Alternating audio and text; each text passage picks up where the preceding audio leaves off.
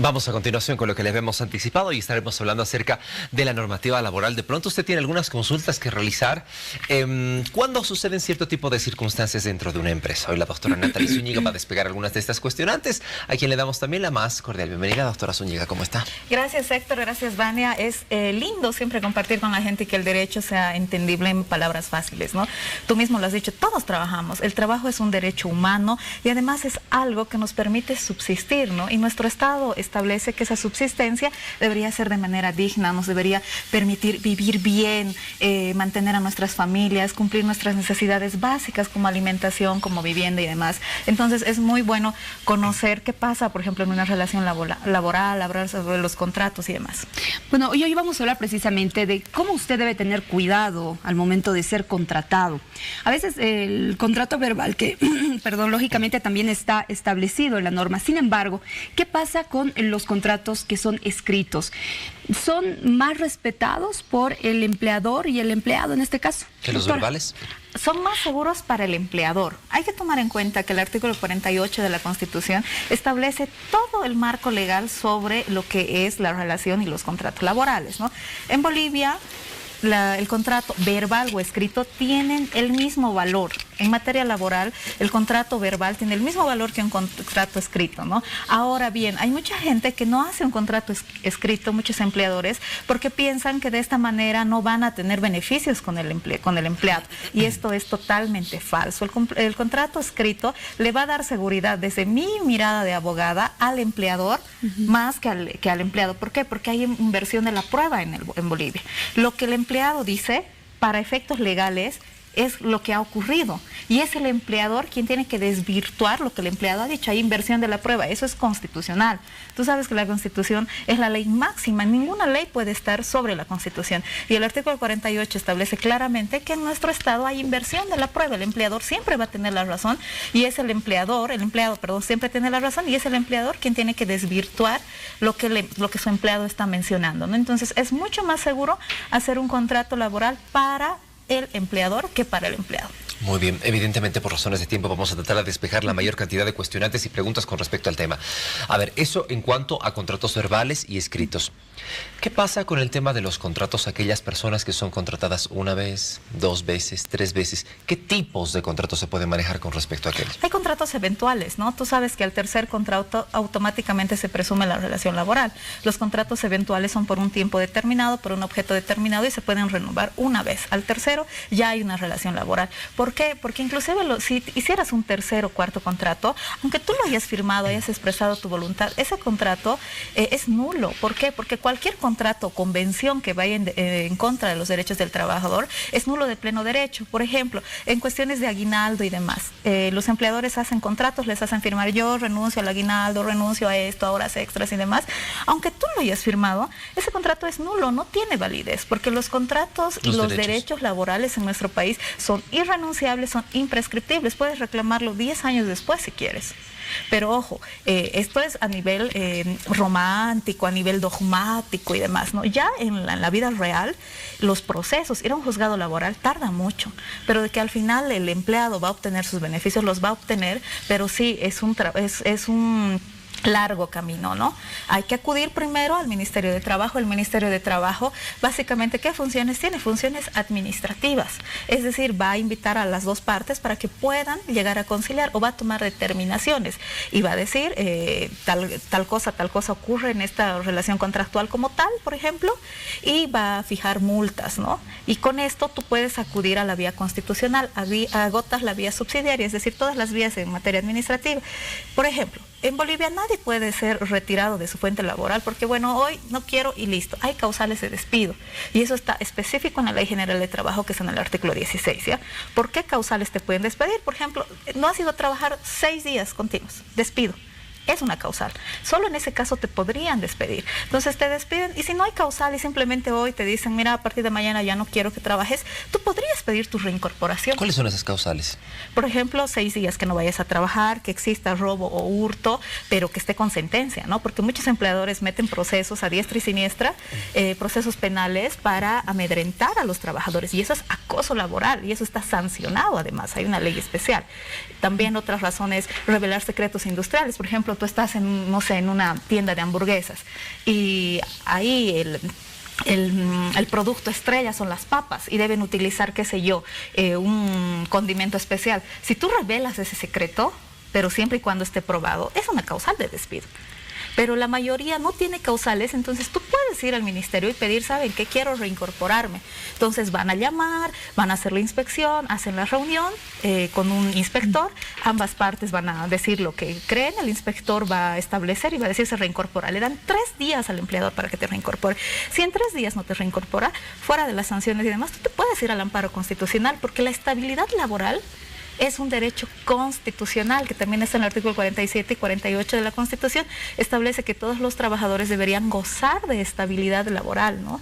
Y además tener un trato digno y sin discriminación. Bueno, doctor, usted ha señalado que hay causales para el despido. Sin embargo, ¿qué hacemos si en el documento hay especificaciones que colocan los empleadores para poder despedir en cualquier momento al empleado? ¿Qué se hace en estos casos? Si es que no está enmarcado en las causales que establece la Ley General de Trabajo, es nulo de pleno derecho. O sea, por ejemplo, tú colocas, ¿no?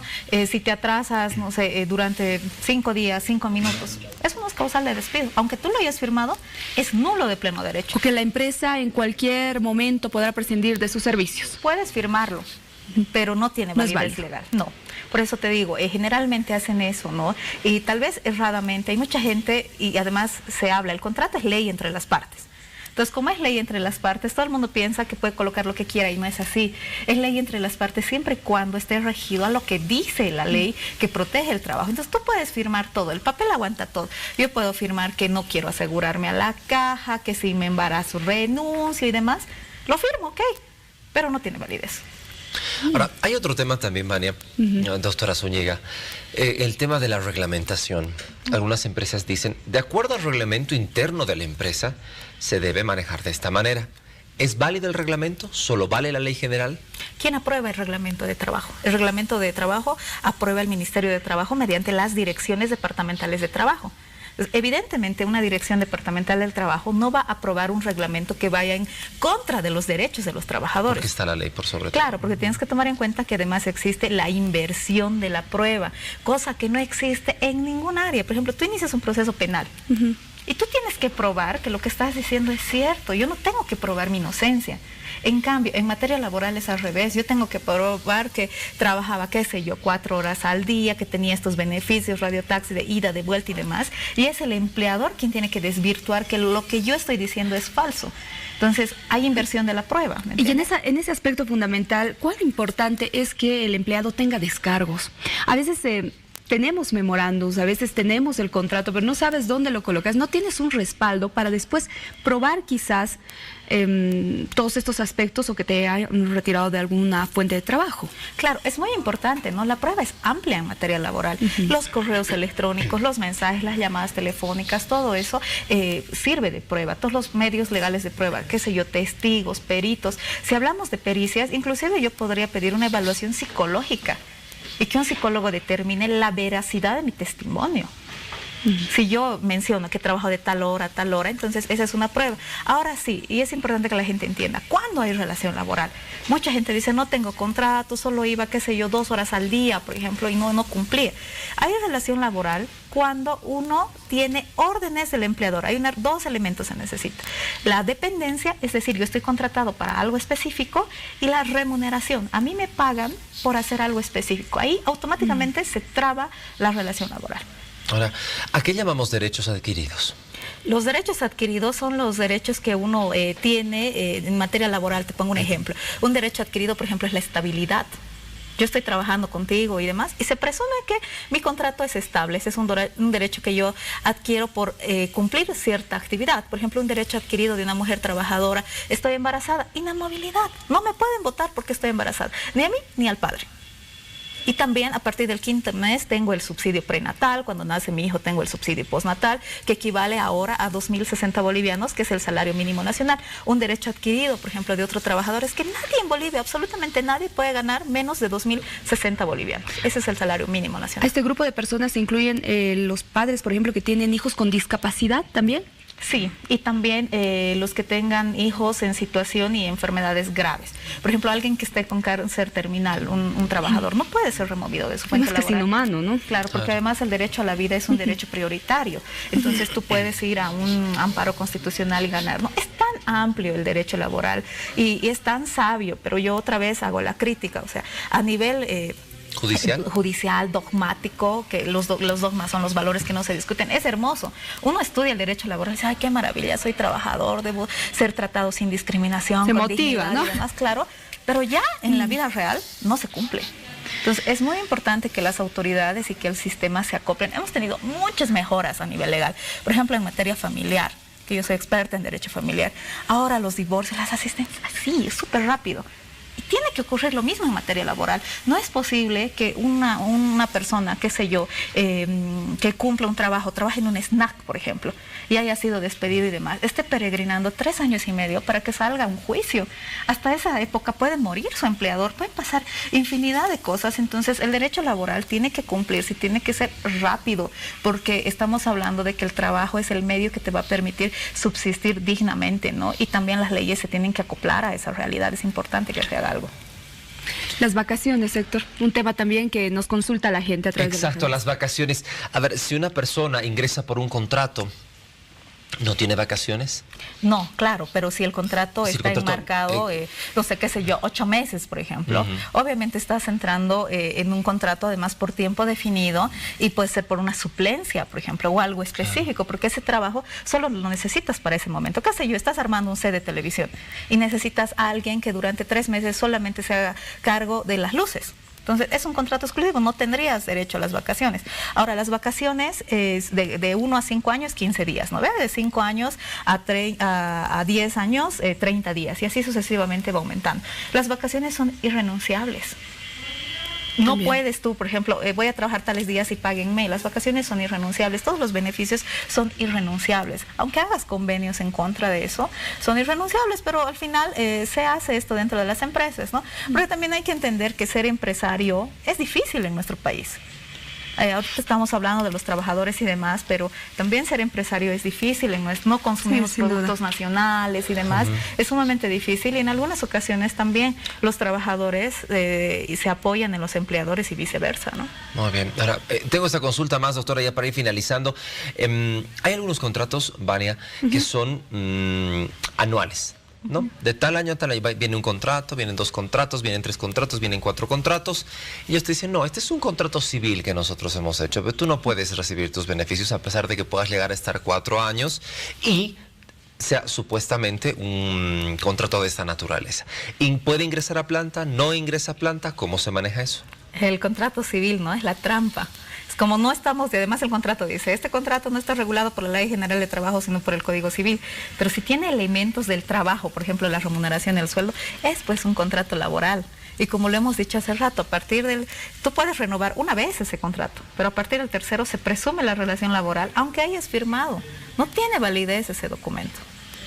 Ahora, si bien nos hemos puesto ya en el lugar del empleador o del empleador o del empleado en todo caso, ¿qué pasa con un empleado que no tiene una buena conducta, que es homofóbico, que discrimina, que maltrata a sus compañeros? ¿Qué pasa con ese tipo de empleados? ¿Qué se debe hacer? Hay un reglamento interno, ¿no? Y el reglamento interno tiene que responder a los principios de la Constitución.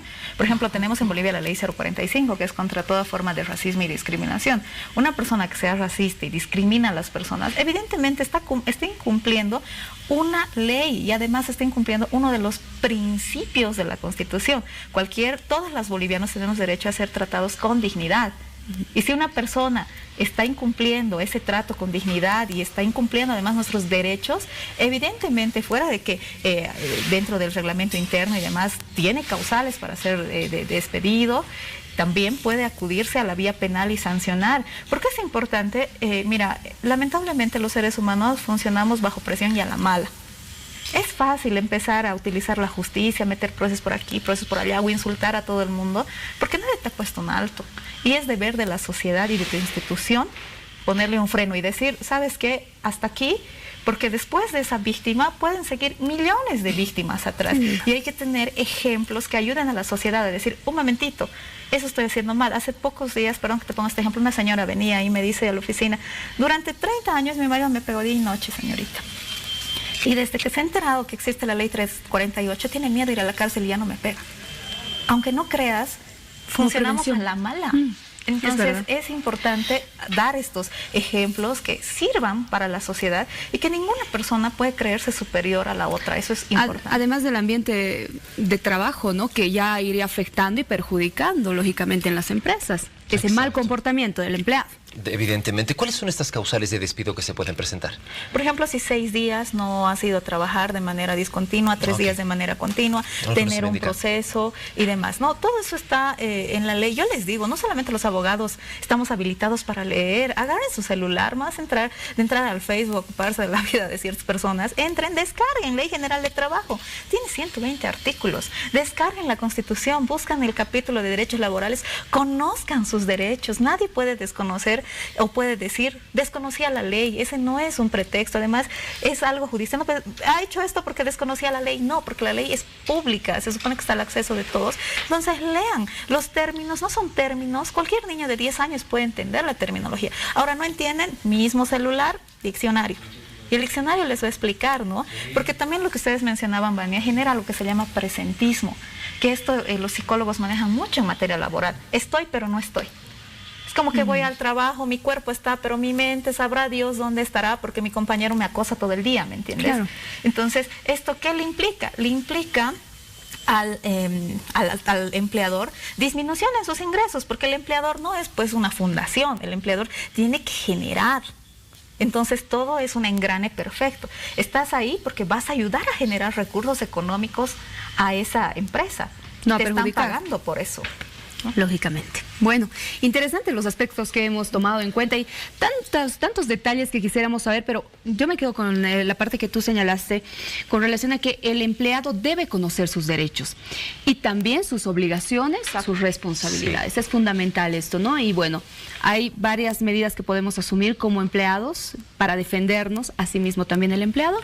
De hecho, doctora Zúñiga, le agradezco mucho por estar junto a nosotros y acompañarnos hablando sobre cuáles son estas circunstancias que se presentan dentro de la Ley General del Trabajo. Espero que haya tomado todo esto en cuenta. ¿Dónde la gente se puede contactar con usted? Al celular 762-62061, 762-62061. Héctor, somos un grupo amplio de abogadas, ¿no? Y especialistas en derecho laboral como tal existen en la oficina, entonces llaman a ese teléfono y vamos a tratar de asesorarlo siempre con la verdad, no dar falsas expectativas. Hay que aterrizar en la verdad. Muy bien, ¿tenemos más, Vania? Tenemos mucho más, nos vamos junto a Edison.